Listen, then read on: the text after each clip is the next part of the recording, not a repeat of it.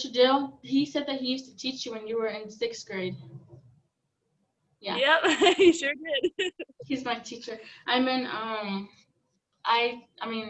in ITV, so that's why I got assigned to interview you today. But yeah, so I Oh, have that's like awesome. I have like 6 questions, and then we'll be done. So it's fast. Are you at the gym right All now? right. Yes, I am. This is Champions MMA. Oh. Do you live in Florida? I do, Lakeland, Florida. Oh. And I also heard that you're a vet. I am. I do veterinary medicine. I've been doing it for over 15 years now. Oh. Okay, so my first question is, what or who inspired you to get into MMA fighting? Honestly, there was a number of people that told me that I should do it.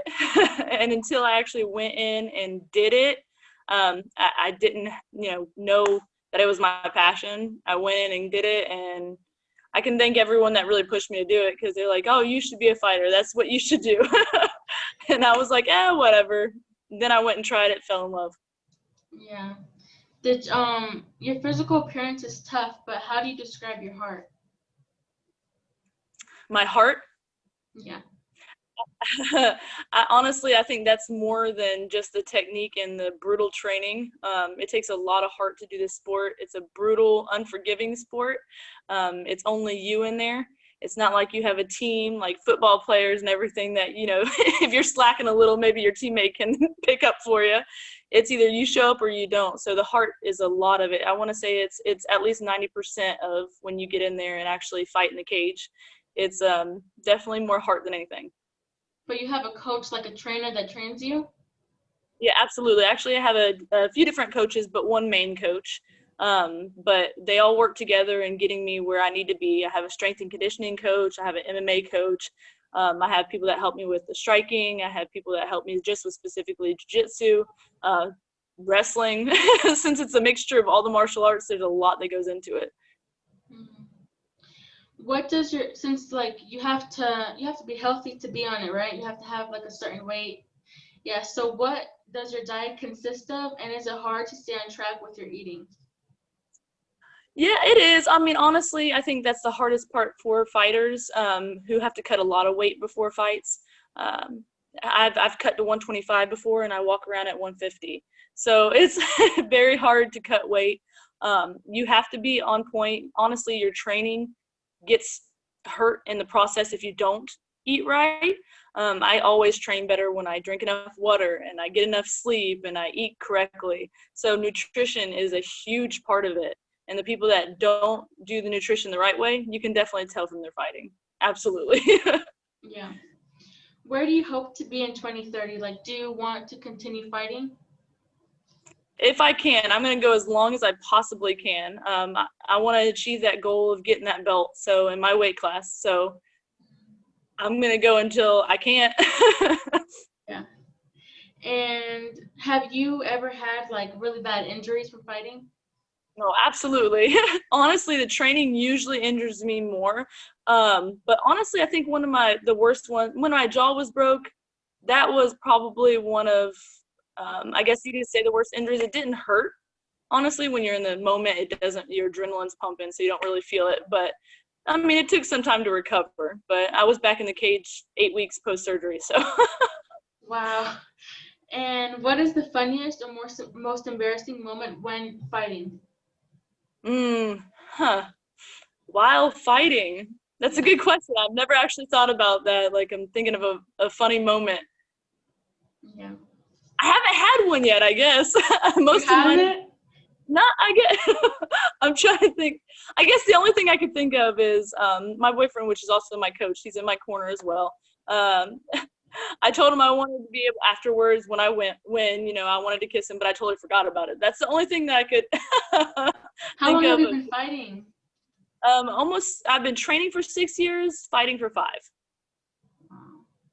Like, how many fights do you have a year? Like, do you have a certain amount I try to fight as often as possible, but most of the time it's anywhere from 3 to 5 fights. a year? Yes, as long as COVID isn't messing anything up. Yeah. Oh yeah, and since COVID is here, do you have to like when you're fighting, do you have to wear a mask or something?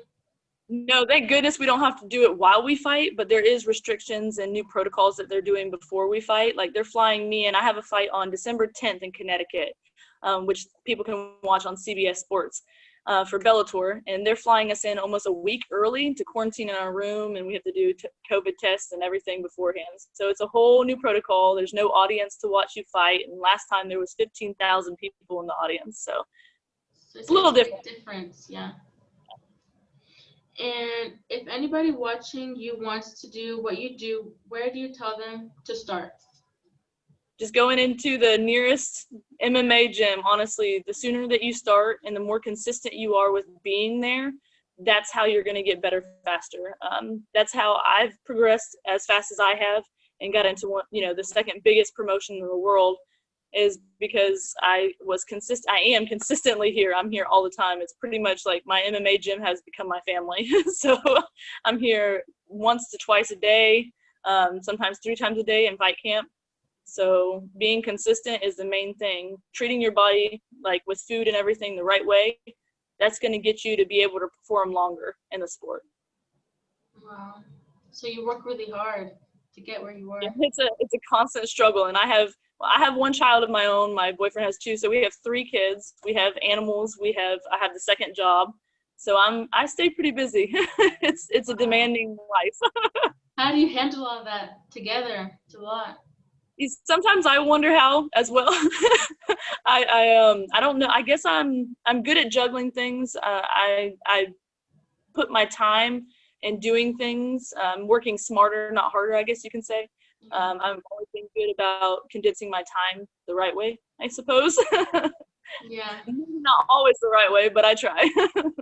Yeah. And do you try to be a good role model to your kids since you have kids? I do. A lot of people mistake a fighter for, she's a fighter, she has tattoos and everything. And unfortunately, that's not the way it usually is. Fighters are some of the nicest people you'll ever meet. A true fighter, not the arrogant ones. The arrogant ones are usually the ones that don't do so good when they fight, honestly. Yeah. But a true martial artist is some of the nicest people that you'll ever meet. Most of them have come from bad backgrounds, but they've made something better of themselves, and the sport has helped them do that. So honestly, I try to be the best role model I can. I try to explain to my son that I'm not fighting as, get into trouble at school or anything like that. It's a sport, and it's what I do. It's not for fun on hurting people or anything like that. That's not what I do it for. Yeah. Wow. So that's all my questions that I have today. But thank you so much for joining me and for taking the time out of your day and out of your workout to be here and do this interview with me. Thank you. No problem. I had a good time. Thank you. Thank you.